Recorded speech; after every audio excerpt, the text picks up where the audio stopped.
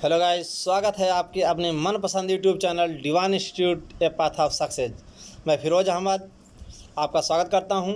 यदि आप चैनल पर पहली बार विजिट कर रहे हैं तो चैनल को सब्सक्राइब कर लें, पास में लगी बेल आइकन को प्रेस कर लें, जिससे हमारे द्वारा बनाई गई वीडियो की रेगुलर नोटिफिकेशन आप तक पहुंचती रहे। आज हमने अपने इस वीडियो में जनरल अवेयरनेस के महत्वपूर्ण प्रश्नों को संकलित किया है, जो आपके सभी वनडे एग्जाम की दृष्टि से बहुत ही महत्वपूर्ण हैं, जैसे कि लेखपाल भर्ती, UPPSC, BEO, RO, ARO, UPSI, UP TET, super TET, C TET, NTPC आदि एग्जाम के लिए बहुत ही महत्वपूर्ण है। आइए देखते हैं प्रश्नों की श्रृंखला को। बिल्कुल शुरू से लेकर अंत तक जरूर वॉच कीजिएगा, जिससे आपका एक भी प्रश्न न छूटे। तो आइए देखते हैं इन प्रश्नों की श्रृंखला को।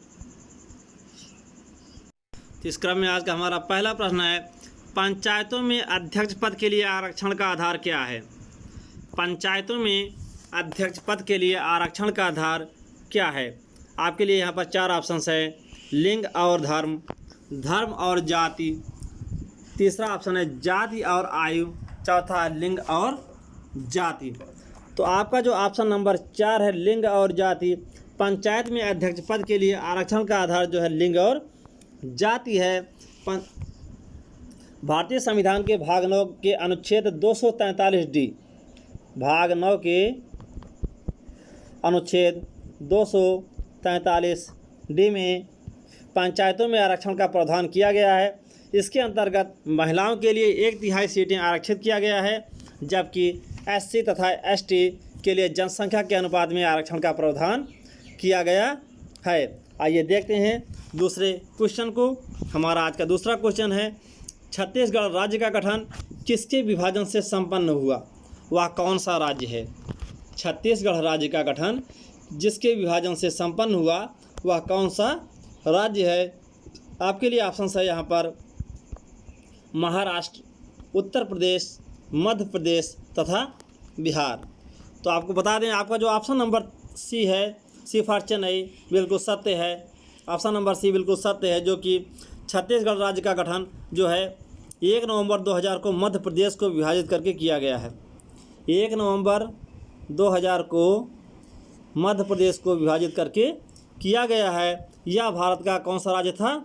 यह भारत का 26वां राज्य था। आइए देखते हैं तीसरे प्रश्न को। हमारा तीसरा प्रश्न है, राष्ट्रपति द्वारा राज्यसभा के कितने सदस्य मनोनीत किए जा सकते हैं? प्रश्न है, राष्ट्रपति द्वारा राज्यसभा के कितने सदस्य मनोनीत किए जा सकते हैं? आपके लिए ऑप्शन है 8, 10, 12 तथा 14। तो आपका जो ऑप्शन नंबर सी है, सी फॉर चेन्नई, बिल्कुल सत्य है। राष्ट्रपति द्वारा राज्यसभा के सिर्फ 12 सदस्यों को मनोनीत किया जा सकता है। यह भारतीय संविधान के अनुच्छेद 80 के तीसरे उपखंड में यह वर्णित है, जिसमें राष्ट्रपति राज्यसभा में साहित्य, विज्ञान, कला, खेल एवं समाज सेवा में विशेष स्थान रखने वाले 12 सदस्यों को मनोनीत कर सकता है। 12 सदस्यों को मनोनीत कर सकता है, जो कि भारतीय संविधान के अनुच्छेद 80(3) के अंतर्गत यह वर्णित है। आइए देखते हैं नेक्स्ट क्वेश्चन को। हमारा नेक्स्ट क्वेश्चन है, निम्नलिखित में कौन अनन्य रूप से प्रशासकीय तंत्र से संबंधित थी? निम्नलिखित में कौन अनन्य रूप से प्रशासकीय तंत्र से संबंधित थी? आपके लिए ऑप्शन है पॉल एपिलेवी रिपोर्ट, दूसरा है संथानम समिति रिपोर्ट, तीसरा है सरकारी आयोग रिपोर्ट, चौथा है इनमें से कोई नहीं। तो आपका जो ऑप्शन नंबर ए है, ए फॉर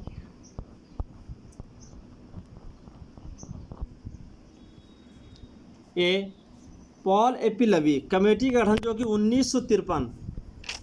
1953 ईस्वी में प्रशासकीय तंत्र में सुधारों की सिफारिश के लिए किया गया था। प्रशासकीय तंत्र में सुधारों की सिफारिश के लिए, किसके लिए? सुधारों की सिफारिश के लिए 1953 में इसका उल्लेख किया गया था, इसका गठन किया गया था। आइए देखते हैं नेक्स्ट क्वेश्चन को। हमारा नेक्स्ट क्वेश्चन है, राष्ट्रपति लोकसभा में किस सीमा तक आंग्ल भारतीय समुदाय के सदस्यों को मनोनीत कर सकता है? राष्ट्रपति लोकसभा में किस सीमा तक आंग्ल भारतीय समुदाय के सदस्यों को मनोनीत कर सकता है? आपके लिए ऑप्शंस है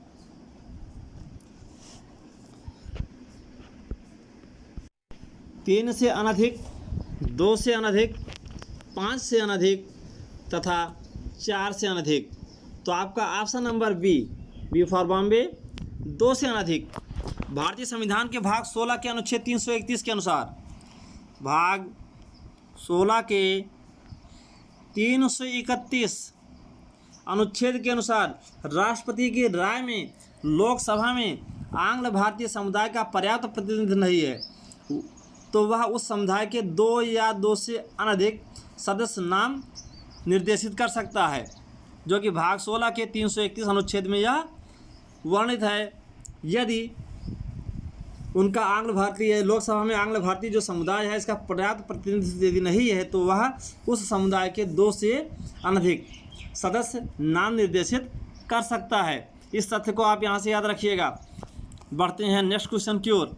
हमारा नेक्स्ट क्वेश्चन है, वह एक अनुच्छेद जिसे सर्वोच्च न्यायालय ने इस प्रकार व्याख्यात कर दिया है कि उसमें समस्त काल्पनिक मानवाधिकार सम्मिलित हो गए हैं।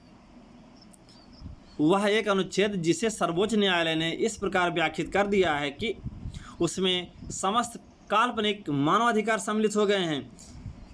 ऑप्शन से आपका अनुच्छेद 14, अनुच्छेद 19, अनुच्छेद 21, अनुच्छेद 23। तो आपका ऑप्शन नंबर सी जो है, सी फॉर चेन्नई, आपका बिल्कुल सत्य है। अनुच्छेद 21 भारतीय संविधान के जो अनुच्छेद 21 है जिसमें प्राण एवं दैहिक स्वतंत्रता के संरक्षण से संबंधित है। किससे? प्राण एवं दैहिक। इस तथ्य को याद रखिएगा, प्राण एवं दैहिक स्वतंत्रता के संरक्षण से संबंधित है। इसके तहत सर्वोच्च न्यायालय में समस्त काल्पनिक मानवाधिकार को सम्मिलित किया गया है। बढ़ते हैं नेक्स्ट क्वेश्चन की ओर। नेक्स्ट क्वेश्चन हमारा 12वें वित्त आयोग ने सुझाव दिया है कि केंद्र और राज्यों के राजस्व घाटे को घटाकर शून्य करना है। 12वें वित्त आयोग ने सुझाव दिया है कि केंद्र और राज्य के राजस्व घाटे को घटाकर शून्य करना है। वह कौन सा वर्ष था? आपके लिए ऑप्शंस है 2011-12 तक, 2010, 2011 तक, 2009, 2010 तक, 2008 और 2009 तक। तो option number D for Denmark बिल्कुल सत्य है। ऑप्शन नंबर डी आपका बिल्कुल सत्य है। 12वें वित्त आयोग ने सुझाव दिया था 2008-9 तक केंद्र और राज्यों के राजस्व घाटे को घटाकर शून्य करना है। वर्तमान में 15वें वित्त आयोग का गठन किया जा चुका था। 15वें वित्त आयोग का 2020 से 25 के अध्यक्ष जो है एन.के. सिंह हैं। इस तथ्य को याद रखिएगा, 2020 से 2025 के जो अध्यक्ष कौन हैं? एन.के. सिंह जी हैं। इस तथ्य को आप यहाँ से याद रखिएगा। बढ़ते हैं नेक्स्ट क्वेश्चन की ओर। नेक्स्ट क्वेश्चन हमारा, भारत में जिसे मुद्रास्फीति मापी जाती है वह है, भारत में जिससे मुद्रास्फीति मापी जाती है वह है, आपका ऑप्शन है फुटकर मूल्य सूचकांक, थोक मूल्य सूचकांक, कृषि कार्मिकों के हेतु उपभोक्ता मूल्य सूचकांक, डी आपका ऑप्शन है औद्योगिक कर्मियों के लिए उपभोक्ता मूल्य सूचकांक। तो जो आपका option number B for Bombay, थोक मूल्य सूचकांक। भारत में मुद्रास्फीति का मूल्यांकन थोक मूल्य सूचकांक के द्वारा होता है। थोक मूल्य सूचकांक के लिए आधार वर्ष जो था 2011-12 कर दिया गया था। कब किया गया था? 2011 और 12 कर दिया गया था। इस तथ्य को आप याद रखिएगा। बढ़ते हैं नेक्स्ट क्वेश्चन की ओर। हमारा नेक्स्ट क्वेश्चन है, भारत निर्माण योजना की घोषणा जिस वर्ष के बजट में की गई थी वह था, भारत निर्माण योजना की घोषणा जिस वर्ष के बजट में की गई थी वह था। आपके लिए 4 ऑप्शंस हैं, 2003-4, 2004-5, 2005-6, 2006-7। तो आपका option number C for Chennai, 2005-6 ये आपका बिल्कुल सत्य है। भारत निर्माण योजना की घोषणा जो है 2005-6 में के बजट में की गई थी, जबकि इसकी शुरुआत 16 दिसंबर 2005 में हुई थी। इसका लक्ष्य ग्रामीण क्षेत्र के बुनियादी ढांचे को विकसित करना। इसके अंतर्गत जैसे कि सड़कें, सिंचाई, आवास, जल आपूर्ति, विद्युतीकरण तथा ग्रामीण संचार में सम्मिलित किया जाता है। इस प्रकार के सभी इसमें मौजूद थे। आइए देखते हैं नेक्स्ट क्वेश्चन को। हमारा नेक्स्ट क्वेश्चन है, संघ के बजट में राजस्व व्यय की सबसे बड़ी मद प्राय होती है। संघ के बजट में राजस्व व्यय की सबसे बड़ी मद प्रायः होती है। आपके लिए ऑप्शन है रक्षा व्यय, मुख्य उपदान, तीसरा ब्याज की अदायगी, राज्यों का अनुदान। तो आपका जो ऑप्शन नंबर डी है, डी फॉर डेनमार्क, बिल्कुल सत्य है। वर्तमान बजट जो है 2019-20 में राजस्व व्यय की सबसे बड़ी मद राज्यों को दिया जाने वाला अनुदान जो है कितने % है। इस प्रकार ये जो है आपका 23% है। कितना है? 23%। राजस्व व्यय की सबसे बड़ी जो मद है राज्यों को दिया जाने वाला अनुदान जो है 23% है 2019-20 में। इसके बाद जो ब्याज अदायगी थी वो 18% दूसरी सबसे बड़ी मद है। इसके बाद जो है 18% जो ब्याज अदायगी थी वो दूसरी सबसे बड़ी मद है। इस तथ्य को आप यहाँ से याद रखिएगा। बढ़ते हैं नेक्स्ट क्वेश्चन की ओर। हमारा नेक्स्ट क्वेश्चन है, हाल के वर्षों में भारत के विदेशी व्यापार में आयात की सबसे बड़ी मद रही है। हाल के वर्षों में भारत के विदेशी व्यापार में आयात की सबसे बड़ी मद रही है। आपके लिए ऑप्शन है पूंजीगत सामान, कच्चा माल, रासायनिक पदार्थ, पेट्रोलियम तेल व स्नेहक। तो आपका option number D for Denmark. Petroleum तेल एवं स्नेहक भारत के विदेशी व्यापार में आयात की सबसे बड़ी मद है। इसके पश्चात दूसरे स्थान पर स्वर्ण, मोती, मूल्यवान तथा अर्धमूल्यवान पत्थर क्रमशः सम्मिलित हैं। इस तथ्य को याद रखिएगा। पहले स्थान पर आपका क्या आ रहा है? पेट्रोलियम एवं स्नेहक। दूसरे स्थान पर स्वर्ण, मोती, मूल्यवान तथा अर्धमूल्यवान जो पत्थर हैं इन्हें सम्मिलित किया जाता है। बढ़ते हैं नेक्स्ट क्वेश्चन की ओर। हमारा नेक्स्ट क्वेश्चन है, भारत के सबसे बड़े 50 तरल स्टॉक को प्रदर्शित करने वाले सूचकांक का अभिधान है। भारत के सबसे बड़े 50 तरल स्टॉक को प्रदर्शित करने वाले सूचकांक का अभिधान है। ऑप्शन है BSE सूचकांक, BSE सूचकांक, NSE सूचकांक, निफ्टी सूचकांक, डी है आपका मूल्य सूचकांक। तो आपका जो option number C for Chennai बिल्कुल सत्य है। निफ्टी सूचकांक भारत में सबसे बड़े 50 तरल स्टॉक कंपनियों के शेयर सूचकांक को निफ्टी सूचकांक प्रदर्शित करता है। कौन प्रदर्शित करता है? निफ्टी सूचकांक प्रदर्शित करता है। इस तथ्य को आप याद रखिएगा। बढ़ते हैं नेक्स्ट क्वेश्चन की ओर। नेक्स्ट क्वेश्चन है हमारा, निम्नलिखित में से किसका अंशदान भारत के घरेलू उत्पाद में सर्वाधिक रहता है?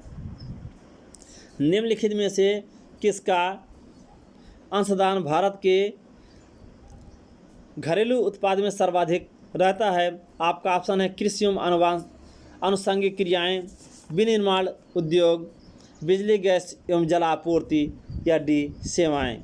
तो आपका जो ऑप्शन नंबर डी है, डी फॉर डेनमार्क, बिल्कुल सत्य है। तो भारत में घरेलू उत्पाद में सेवा क्षेत्र का सर्वाधिक योगदान है। किसका? सेवा क्षेत्र का सर्वाधिक योगदान है। 2018-19 की आर्थिक समीक्षा के अनुसार इसकी जो है 54.3% के साथ के स्तर पर यह था। 54.3% के स्तर पर यह था 2018-19 की आर्थिक समीक्षा के अनुसार। इस तथ्य को आप यहाँ से याद रखिएगा। बढ़ते हैं नेक्स्ट क्वेश्चन की ओर। हमारा नेक्स्ट क्वेश्चन है, नवरत्न का तात्पर्य है। नवरत्न का तात्पर्य है। तात्पर्य क्या है? आपके लिए 4 ऑप्शंस हैं। वह 9 बूटियाँ जिनसे हर्बल फ्यूल बनता है। बी ऑप्शन है नॉर्थ ईस्ट फ्रंटियर एजेंसी के 9 राज्य। तीसरा ऑप्शन है सार्वजनिक क्षेत्र के वह 9 उद्योग जिन्हें पूर्ण स्वायत्तता प्रदान की गई है, या सॉफ्टवेयर इक्विपमेंट के 9 घटक। तो आपका जो ऑप्शन नंबर सी है, सी फॉर चेन्नई, बिल्कुल सत्य है। नवरत्न से तात्पर्य यह है कि सार्वजनिक क्षेत्र के वह 9 उद्योग जिन्हें पूर्णतः स्वायत्तता प्रदान की गई है। वह कंपनियां 1000 करोड़ रुपए तक का निवेश स्वविवेक से कर सकती हैं। कितना? 1000 करोड़ तक का निवेश या स्वविवेक से कर सकती हैं। वर्तमान में अक्टूबर 2019 के आंकड़ों के अनुसार भारत में 10 महारत्न, 14 नवरत्न व 75 मिनी रत्न कंपनियां हैं। कितना? 10 महारत्न हैं, इस तथ्य को याद रखिएगा। 14 नवरत्न हैं तथा 75 मिनी रत्न हैं। कितना? 75 मिनी रत्न कंपनियां हैं। इस तथ्य को याद रखिएगा। बढ़ते हैं नेक्स्ट क्वेश्चन की ओर।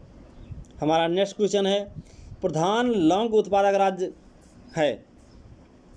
प्रधान लौंग उत्पादक राज्य है, यानी कि लौंग उत्पादक राज्य मुख्यतः कौन कौन से हैं? जैसे आपका ऑप्शन पहला है कर्नाटक, तमिलनाडु और केरल। दूसरा ऑप्शन है केरल, असम और पश्चिम बंगाल।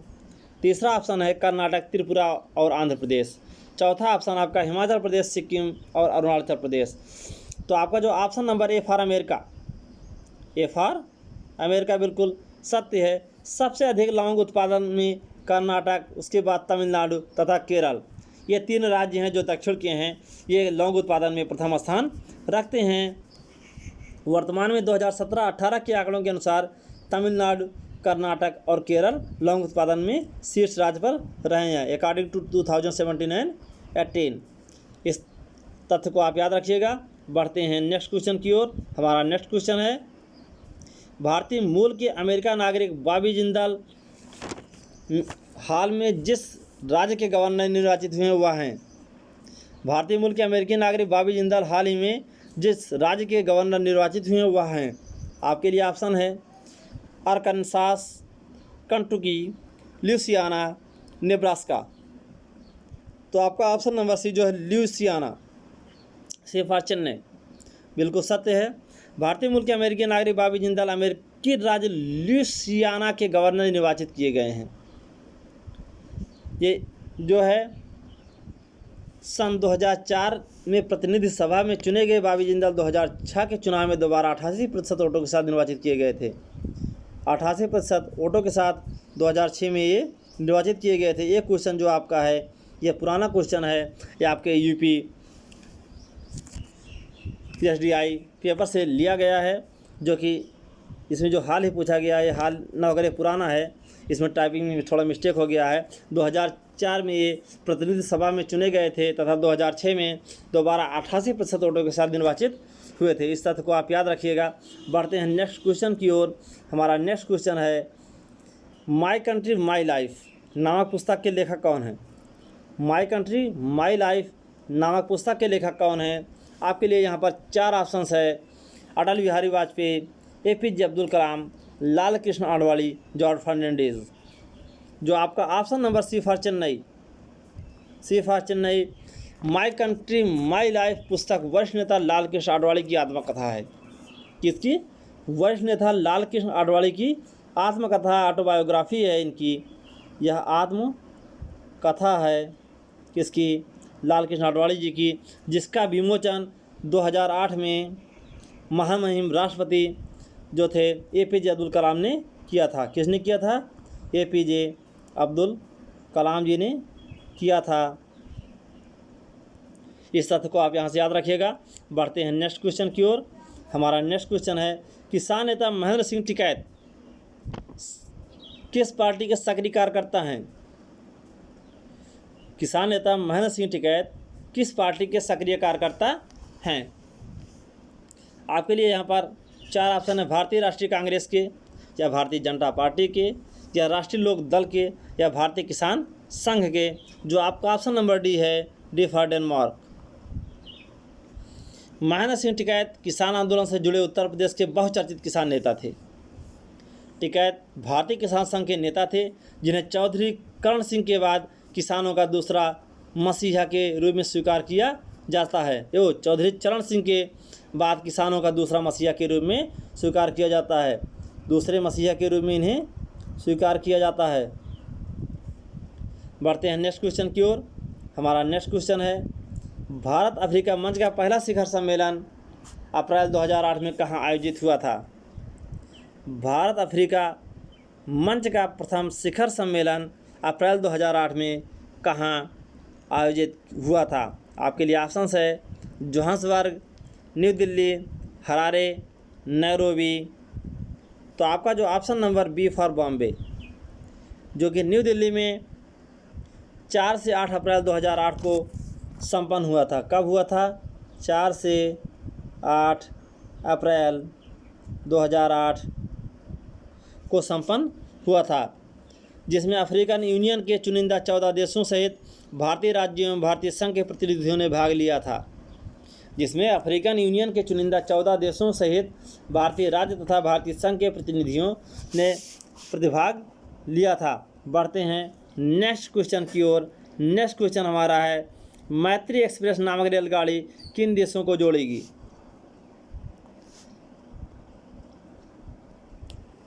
मैत्री एक्सप्रेस नामक रेलगाड़ी किन देशों को जोड़ती है? आपके लिए ऑप्शन है भारत नेपाल, भारत चीन, भारत बांग्लादेश, भारत भूटान। जो है आपका ऑप्शन नंबर सी, भारत और बांग्लादेश। सी फॉर चेन्नई, इस तथ्य को याद रखिएगा। सी फॉर चेन्नई। मैत्री एक्सप्रेस भारत तथा बांग्लादेश के मध्य चलने वाली रेलगाड़ी है, जिसकी शुरुआत 14 अप्रैल 2008 को हुई थी। यह कोलकाता से ढाका तक की यात्रा के लिए संचालित होती है। कहाँ से? कोलकाता से लेकर ढाका तक की यात्रा के लिए संचालित होती है। इस तथ्य को आप यहाँ से याद रखिएगा। बढ़ते हैं नेक्स्ट क्वेश्चन की ओर। हमारा नेक्स्ट क्वेश्चन है, राजेंद्र कुमार पचौरी जिसने नोबेल पुरस्कार प्राप्त किया था, किस विद्यालय के छात्र रहे थे?